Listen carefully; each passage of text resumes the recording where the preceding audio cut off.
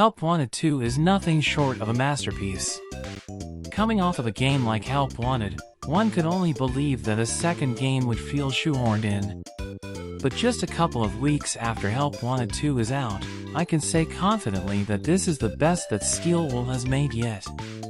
I think that this right here, this is the formula for Steelwool that works. This minigame format, this is what Steelwool excels in. The environmental storytelling works so much better in VR, because it makes sense to be there, and not be hidden outside bounds, just waiting to be seen. In VR, the player is literally there, and can interact with the environment consistently without getting bored. As you could tell, I'll be giving some thoughts of mine on Help Wanted 2 in this video. I say some, because while I plan to make a very large video with my theories and lore revelations this game provides, I don't want to be late to the party either. So without much said, let me start off with my long intro because I'm really proud of it.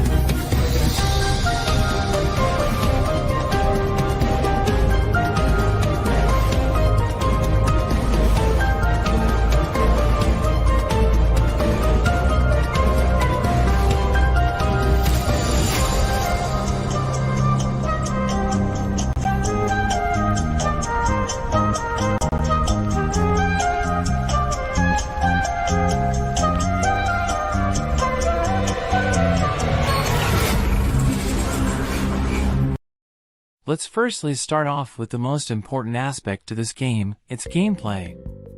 Help Wanted 2, similarly to the first one, also has minigames, which first are taught to the player on easy mode, then switched on into a harder minigame version. This happens in Help Wanted 2 with the help of the Vanny Mask. Basically, near the middle of the game, once you were nearly done with all of the available minigames at the time, you would end up getting this Foz wrench. With this wrench, you can go into the mysterious Princess Quest 4 room, and that's where you find this. This, for those light on Ruin, is an inhibitor.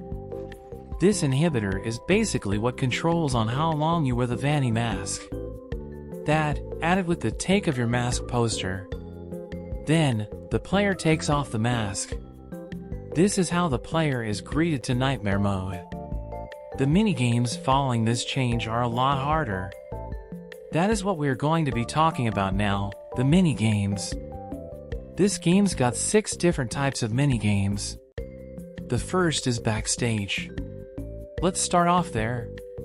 The 2 main types of minigames here are the Arts and Crafts Daycare and the Salon Makeup minigames. The Arts and Crafts Daycare is split up into 2, one easy, and one hard.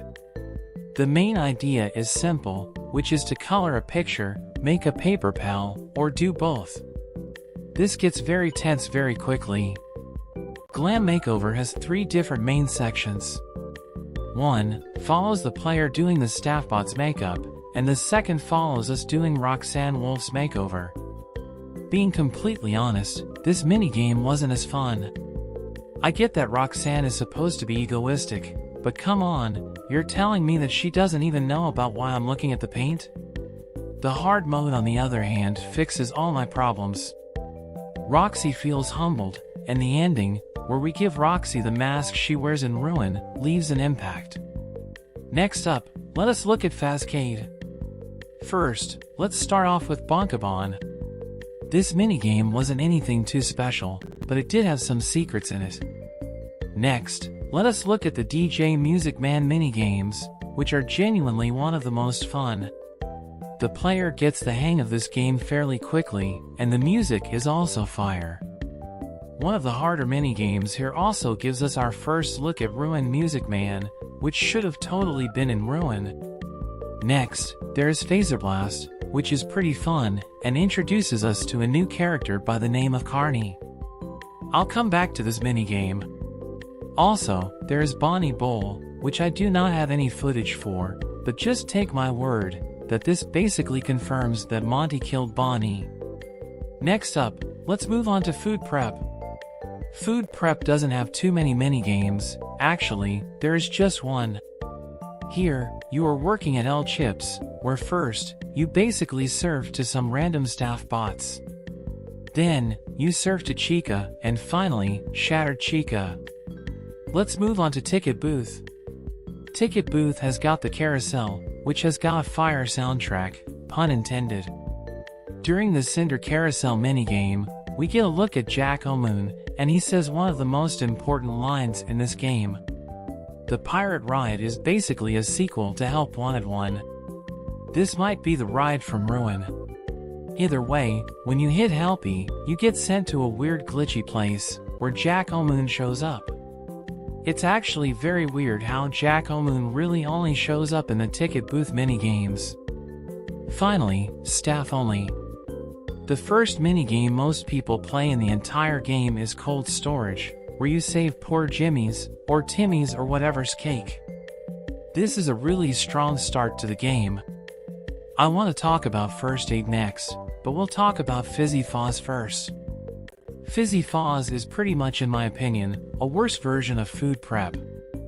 I know that there is stuff to this minigame, but I genuinely do not care. This also has 5 nights and each night gets harder. Now, let us move on to First Aid, which was basically a better version of Pizzeria Simulator. Poor Helpy gets demolished in this minigame, and the amount of curses said to this poor thing is uncountable. The animatronics themselves are menacing. All in all, this is great. Finally, let's talk about the Endo Warehouse, which literally tells us how the Mimic program works and was used by Fazbear Entertainment. Sister Location has the player get through Ballora Gallery, the Breaker Room, and finally the Office Room. This minigame also for some reason shows us Funtime Chica being grouped up with the other Funtimes. After the job interview, Baby shows up, who also says an important line. She gives us ice cream, and that's it. Sister Location was a step up from Help Wanted 1, but was probably the most boring part of this game. But well, those were all the minigames, so let us now move on to the story of Help Wanted 2. The story of Help Wanted 2 hinges on the 2 main ending campaigns of the game. The first ending is obtained by unlocking all of the Phosphorus action figures. The ending follows our character seeing Glitch Trap coming out of a charging station. The player gets attacked by Nightmarion staff bots, and the ending shows us that we are playing as the mask bot, giving the mask to Cassie. The second ending is unlocked by getting the memory plushies, the plushies of the 6 victims of William Afton. This lets Mystic Hippo give us the Princess Quest coin, and we can finally play the game. Halfway through, we become the princess, as we are given the sword. We light up the graves of the victims, which if done in a particular way, can open up a chest, with a Bonnie mask. The old man tells us that it is a fair trade. We go into the Sister Location elevator into a claw machine. Moon takes the glitched plushie from us. Vanny creates Glitch Trap, and then proceeds to kill him. She then waves us by. Now, before letting in these endings into our chart, let me clarify some things that Help Wanted 2 confirms about the timeline. First of all, I think that the recent theories about Cassie's dad being Bonnie Bro could have been right. The next thing is that I think that we can also confidently say that the Pizzeria Simulator fire didn't do much. All 6 voodoo dolls being here tells me that the 6 spirits of the victims are still somewhere here. On top of that, with Scrap Baby and Lefty being here, I do believe that the souls of Elizabeth and Charlotte are still around. The mini-games are happening in real life, and we know this because of the FOSS coins are that located. Since these coins do work on Candy Cadet even in the real world, I'd say that sometime or the other, all of these mini-games have been played by our protagonist or are being shown. That leaves room to ask, who is the protagonist? There are three main choices here.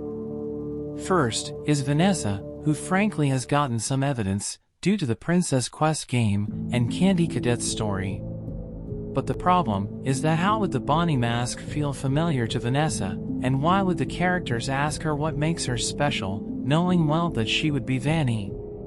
Cassie is another option, but my problem is that the mimic is in no way shown in this game, and Cassie wouldn't have been back up top. We also see the mask bot literally giving the mask to Cassie, which I think spells out to us that we are not playing as Cassie. The final option, and the one I am inclined to believe right now, is Cassie's dad. Cassie's dad makes perfect sense. He would be the only one alive whenever the Transformers would be a thing. On top of that, if Bonnie Bro is true, then Michael Afton's spirit could have been inflicting, showing him Michael's memories, in both Sister Location and Pizzeria Simulator. The line, "What makes you so special?" also means something. As to the animatronics, he is just some random technician.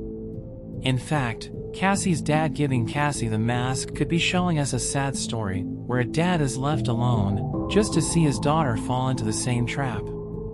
The same dad, who in his daughter's age, helped in the killing of a child. But not anymore. With him, and his one remaining gift, the Vanny mask, he will not let the same ending occur. His daughter, in his form, will be the one to end the madness he was a part of. This way, the endings also make sense. Cassie's dad gives up the glitched Bonnie in Princess Quest for the Vanny mask. Then, during the main ending, gives up his soul and becomes Mapbot, giving his daughter the Vanny mask to help her on her journey. I know that there are holes in this logic, but frankly, I'd say that this is also the theory that makes the most sense by me. But does that mean that Vanessa, or Cassie for that matter, have no role in Help Wanted 2? No, of course not. To find that out, check out my video next week. I'd like to end with wishing all my viewers a Merry Christmas and a Happy New Year.